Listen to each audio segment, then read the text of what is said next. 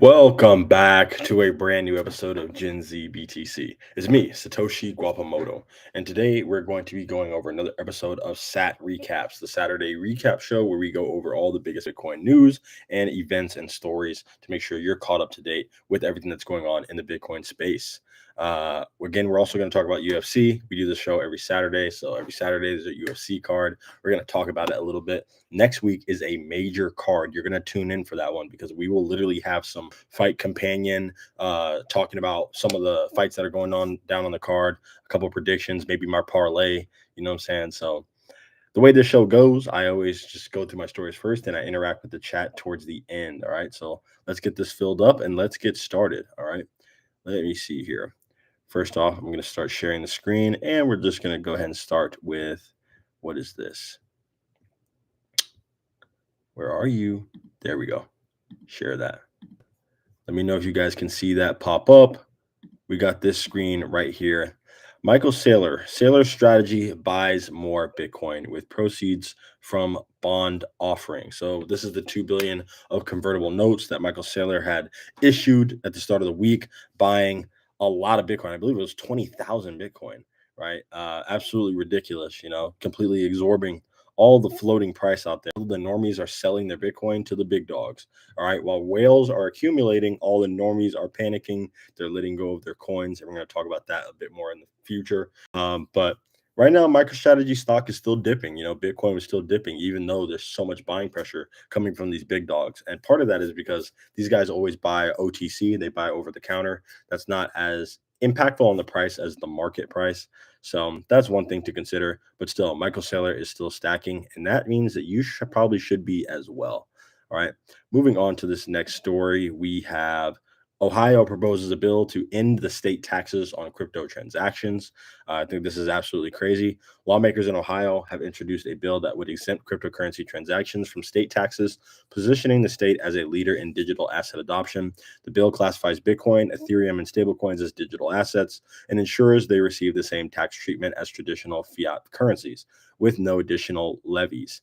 The bill also requires Ohio State Retirement Fund to evaluate the risk and benefits of investing in crypto ETFs and report their findings within a year.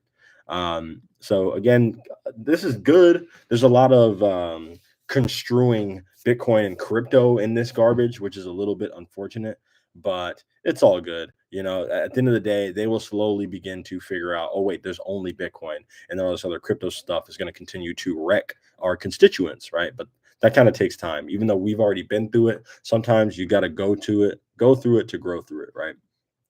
Here we have bitcoinlaws.io. Honestly, I'm going to put this little website on every single live stream just because I think it's pretty awesome.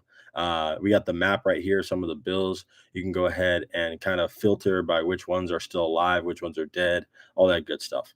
Right here, we have Utah. All eyes are on Utah. All right, going to Chamber 2. If it can pass, it is enacted. That will be a major step, and Utah will be leading the digital revolution by taking on a Bitcoin standard before every other state.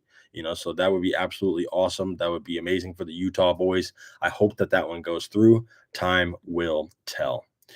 Now we're moving on to everything that people are talking about. The Bitcoin price. All right, the Bitcoin price has been getting cooked. All right, it's not good. 46 racks. Now here's the thing. Bitcoin dipping is always a gift to the holders, the long-term holders, the people who have a vision for 5 years, 10 years, right? It only makes sense. But for all the normies who have only been here for a few months or maybe just a year, and they bought in at 109,000 or above 100,000, and now we're at 86, they might feel like it's over. They bought the top. They should just get out. They should just cycle into other stuff. At the end of the day, it's your money. You can do what you want with it. However, you're probably going to have something called seller's remorse, where you look back and you see the price of Bitcoin and you tell yourself, oh my God, why didn't I buy it at 86? Everyone always does this. When the price is 200,000, they'll say, oh, I wish I would have bought it at 86. But while it's 86 right now, people see that it's red. I ain't buying that garbage. I ain't buying that. Look at it. It's literally dying. It's literally going to zero. Look how much it's dipping. I'll wait until it's all the way down to 10,000 and maybe I'll buy some. Yeah, well, keep holding your breath, my friend. At the end of the day, the more you zoom out, the more clear the picture becomes. Bitcoin is undefeated, and based on its fundamentals, it is not going anywhere. So the better you understand Bitcoin, the less stressed you are when holding it, the happier you are when you see dips. That's just how the game goes. Next up, largest Bitcoin holders buy the dip with 1.28 billion as the fear and greed index hits rock bottom. So this is kind of what I was talking about a second ago. Michael Saylor, all these guys are buying Bitcoin in huge chunks, whereas like the 0.1%, right? Like the upper echelon guys, they are accumulating a lot of Bitcoin because they know these are awesome levels. These are extremely easy profits to lock in. Extreme fear and greed, it's at 10%. It's at 10. Extreme fear. People are extremely fearful for their Bitcoin. The sentiment has gone from greed to extreme fear in less than a month. All right, that's absolutely brutal. And this is lower than a typical bear market, right? So people have become so disillusioned with these high numbers that they think that 80 something thousand is the absolute end all be all for Bitcoin. And once we see this next leg up, it's going to be absolutely insane. So I'll be here for it, and I'll be saying the same stuff. As long as Bitcoin has a price, it's basically free. So if you understand that, then you understand that. If you don't, it might take a little bit more time. Next up, we've got this awesome one right here. Take a look at the historical pullbacks we see during the bull cycle of Bitcoin. These are shakeout pullbacks. These shakeout pullbacks are too much for most. But my impression is we go higher and catch the bears here going short. The second chart is an updated look at the pullbacks from our bottom we put in on Bitcoin in November of 2022. We went from 15,354 all the way to 108,000 USD. We have had 20% plus pullbacks along the run up. My general sense is we are not done loading up dry powder buying here. So here we have the chart of some of Bitcoin's pullbacks going from 2016 to the 2018 bull cycle, right? We see that we've had 38, 38, 33, 38. Bitcoin has to have legs down before it can have legs up, right? And then we see the exact same pattern basically playing out right here. We've had 23, 20, 21, 33, 20% dips. And these are a lot more controlled. These are a lot more tempered than what we're typically used to. The volatility is actually dampening on Bitcoin, which some people might see that as a good thing. Some people might see it as a bad thing. But either way, we're still directionally up and to the right. This pullback is going to lead to a higher high, as it always does, because they're not making any more Bitcoin, but they are making more dollars. So therefore, obviously, the Bitcoin price in dollars will always increase, since the supply of Bitcoin can never increase. Now, let's move on to the people who might think, oh, well, I'm too late to Bitcoin. It's already near 100,000. You have to think in terms of percentage of adoption. All right. This is some information from River Financial. Their newest report talks about Bitcoin's adoption path. We see about 3% adoption for Bitcoin today. All right. That means that there's still 97% of people who have yet to catch on to what we understand. Okay. This is equivalent to online banking in 1996, social media in 2005, and the internet in 1990. So you got to think, what happened to the internet from 1990 to 2000? What happened to social media from 2005 to 2015? What happened to online banking from 1996 to 2006? Right? They all exploded massively in terms of adoption. So what happens to Bitcoin in 2035? The adoption curve is going to be absolutely ridiculous. All right, we're probably going to be closer to the 25% adoption mark in that 10-year time frame. So think about that. Absolutely insane stuff. You are super early to Bitcoin because people do not yet have a major need to know, because they have problems, but they don't understand the solutions right in front of them. So if you're in Bitcoin right now, you're very early, my friend, and make sure you let other people know you're not too late just because the price seems high. Here we have Bitcoin ownership distribution, right? This is like a little chart talking about how, who holds what amount of Bitcoin, right? Here we have individuals owning the majority of the supply. Again, individuals hold 70% of the supply. This is amazing, but the institutions are coming. The entities are coming. The businesses are coming. The governments are coming. And they're going to want your Bitcoin. There's no other way that they can get it. They need you to give them the Bitcoin. And the only way that you give up your Bitcoin is that you sell it at a price that you think is fair to you, right? And then you take those dollars and then maybe you do whatever with them, But at the end of the day, you're probably going to have, again, a lot of seller's remorse. because the paper dollar holders will be the people holding the bag towards the end of the situation, unfortunately. Then we can move on to this one right here. Just a lot of news in terms of like the federal government and different types of laws and motions and bills being passed around Bitcoin. Texas Senate Banking Committee, a lot of digital asset banking committees having meetings, Senator Lummis pushing for a lot of these, discussions around Bitcoin and a strategic reserve and trying to tackle the issue of stable coins and how companies can issue their own stable coins and securities law, all that good stuff. Moving on, here is really a major key. You need to lock in for this. This is a major key. M2 liquidity is the white line. BTC is the orange line. The Bitcoin dip will soon come to an end and the recovery will be violent. Are you paying attention? And this is essentially, I'm not sure. I believe it was Joe Consorti who made this chart. But what we're looking at here is the price of Bitcoin being mirrored with global liquidity because it's a global asset. And the global liquidity is shifted, I believe, 1 month or 2 months forward. And Bitcoin follows the global liquidity very well. In fact, it tracks global liquidity. I believe it's about 83% of the time.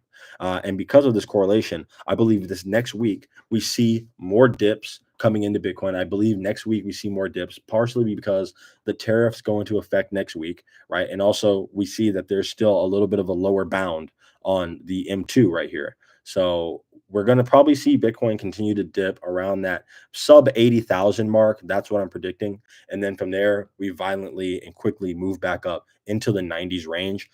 This chart has been pretty consistent, and I'm not going to doubt it anymore. I was doubting it before. I'm going to rock with it until it's wrong for now, and we'll see what happens. So I believe that the cards have a Bitcoin pump in our future, boys. Right here, we have BlackRock adding Bitcoin ETF to its model portfolio for the first time. All right, doing so opens up a potential avenue of new demand for IBIT. It was one of BlackRock's several allocation adjustments. So they're looking at a 1 to 2% allocation to one of their major funds of Bitcoin, right? Again, more passive flows coming to Bitcoin, more financialization of Bitcoin, more people getting into the Bitcoin market. There's a lot of people who don't like BlackRock. They don't like Vanguard. They don't like State Street. They don't like Jane Street. They don't like all these major hedge funds and all these companies getting into the space and trying to buy up so many coins. At the end of the day, these guys also understand that their dollars are worth zero. So they have no choice but to pivot onto a Bitcoin standard.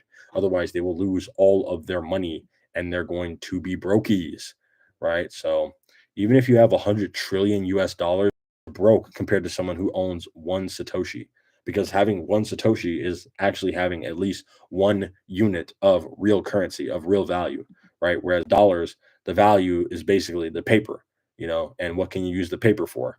I don't know, really nothing. So, um, and then finally, Strategy Hub. All right, this is a new dude. They really need to change this font. You cannot read that.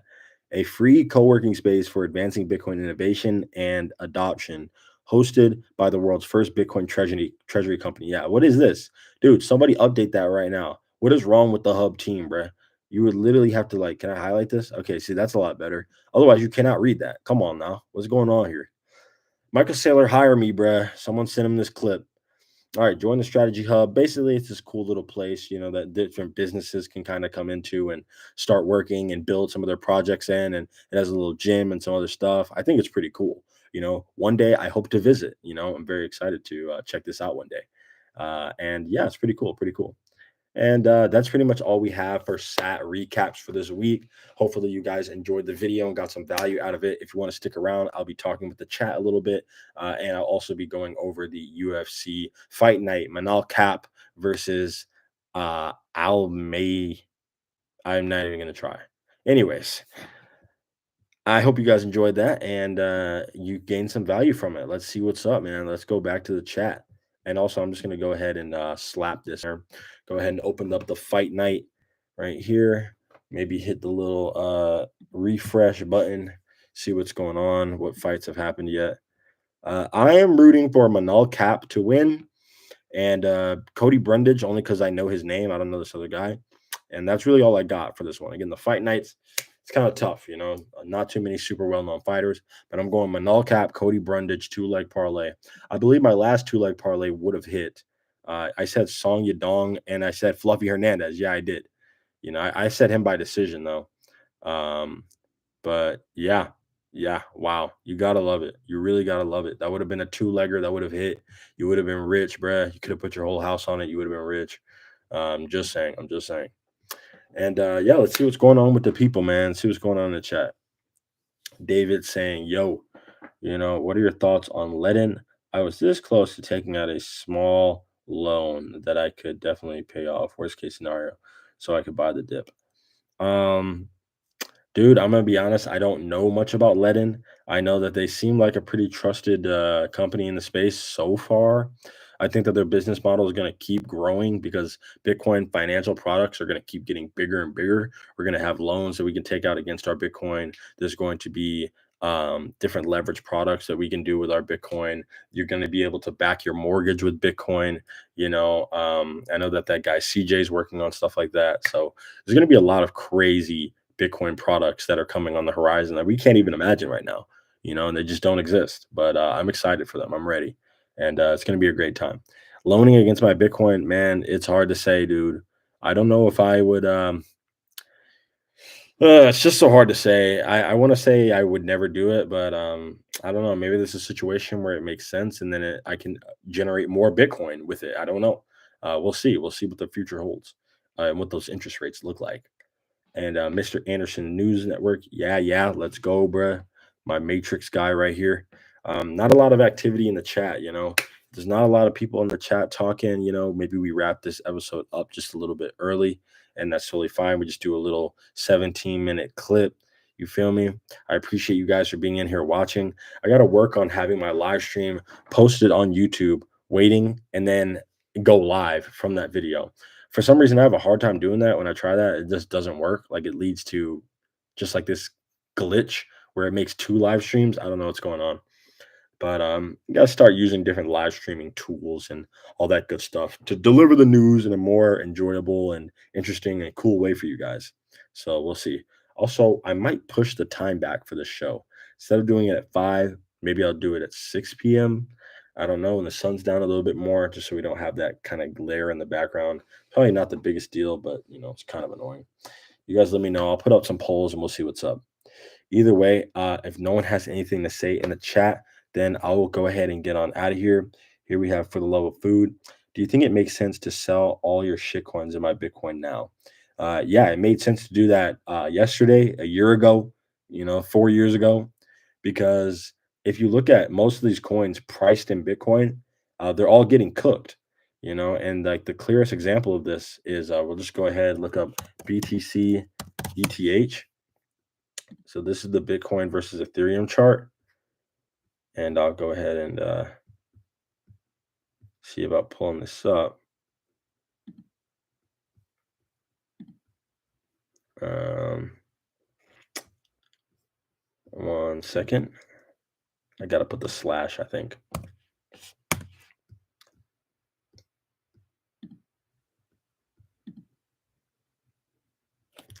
Okay, well this is like the reverse chart. I don't want this.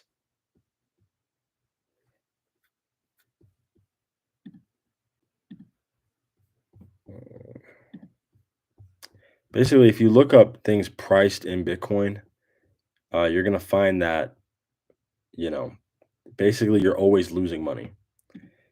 So yeah, here we go. I'm gonna share this tab. That took way too long, but it's all good. So on this chart, what we're looking at basically is the amount of value that Ethereum has lost against Bitcoin. So this is back in 2016. ETH was outperforming Bitcoin, but now we see that ETH has massively underperformed. So the long story short is if you would have held Bitcoin instead of ETH, then you would be doing a lot better right now. This is all the value that has been lost. There's a point where you needed 100 ETH to buy one Bitcoin, or one Bitcoin was worth 100 ETH. Now one Bitcoin is worth, you know, um, 38 ETH, and basically ETH's value just continues to drop over time, and this is going to continue. Because nothing can compete with Bitcoin as money. And this always continues to be true for different altcoins. It's kind of crazy. Even if you're selling at a loss, yes, yes, because the loss keeps getting bigger. You know, let me see. Let me see. Alt.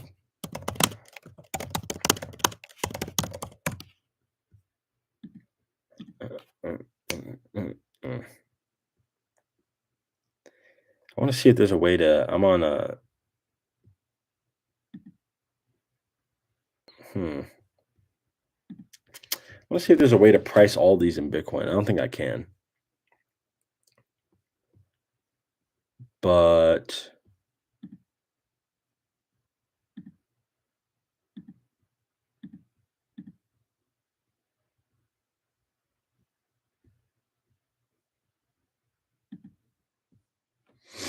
yeah, I mean, you can just look this up for yourself. Just look up any crypto coin priced in Bitcoin.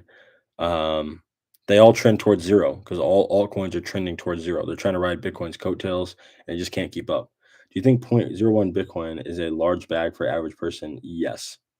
Yes. I mean, that's an insane, the amount of money that you'll have if you have a million Satoshis is insane, and it seems like nothing now, but having 10 Bitcoin seemed like nothing 10 years ago. It really wasn't a lot. 10 Bitcoin back then was like maybe a couple $1,000s. It wasn't even 10,000. So 10 years from now, having a million Satoshis, most people are not going to be able to do that. Also, for reference, if Bitcoin was divided evenly amongst everyone on Earth, everyone would have 256,000 uh, Satoshis, 252,000, I believe, Satoshis. And that's your life's savings. That's your life's worth, 200 something thousand. So if you have a million, you have three times the average person's life holdings of BTC. So that's ridiculous. So having a million will be absolutely insane. If you can get to a million Satoshis, you will be in a position that most people will never be able to get in. And it will take time. It won't make you like a rich person or a wealthy person in the next 2 years or something. It'll be nice, but it won't be life changing. It will be life changing in 10 years to have a million Satoshis. And that's why live streams and comments like this, like, they don't mean that much now because you have to kind of like imagine that that's actually true. And if you don't understand the fundamentals of Bitcoin, then that sentence doesn't make sense. But once we get to the 10 years from now and you look back, at that point it'll be too late. And it's like, oh wow, I probably should have had 100 million Satoshis, you know? But that will just have to, time will tell, you know what I mean? I'm not just making this up, just trying to guess. Rational actors want to have money that can't be debased, that can't be controlled or stolen by anyone, right? And Bitcoin has won the market of being money, and because of that, it will continue to increase in value against fiat because fiat continues to get debased because they keep making more of it without the consent of the constituents, without the consent of the citizens, without the consent of the people. All right. So when that happens, the Bitcoin price can only go one way. Bitcoin has no top because fiat has no bottom, So that's just the way the game goes, man. So me personally, yeah, I would get rid of all my alts. I've done it. I've been there. To be fair, I got kind of lucky. I sold most of my alts at a profit. Um, and this was like back in 2022, beginning of 2023, when I became a true Bitcoin maxi, and started to really understand the protocol and what it meant and what it did. So, that's basically what we're looking at, my friend. And this is the year of Bitcoin. Bitcoin's run has already been very historical, and I think the run is just getting started. So, buckle up, buckle up. All right, guys. Not too much other stuff going on in the chat. Thank you guys so much for watching. I will see you guys in the next video, the next live stream again Saturday. Maybe we'll do it an hour later. Maybe we'll do a 6 p.m. and I'll work on trying to get the news out there that I'm doing a Saturday show. So I appreciate you guys big time. Thank you so much for watching, and I'll see you in the next video. Remember to stack sats or die trying. I'll see you in the next one. And thank you for the love of food. You are amazing. Have a good rest of your day. Goodbye.